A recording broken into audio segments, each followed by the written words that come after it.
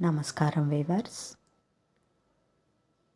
రేపు లేదు ఎల్లుండి గురువారం నుంచి వెంకయ్య స్వామి గారి జీవిత చరిత్ర రోజు ఒక 11 పేజీలు చదువుకుందాము. చదివినందుకు నాకు, విన్నందుకు మీకు అత్యంత శుభ ఫలితాలు చేకూరుతాయి.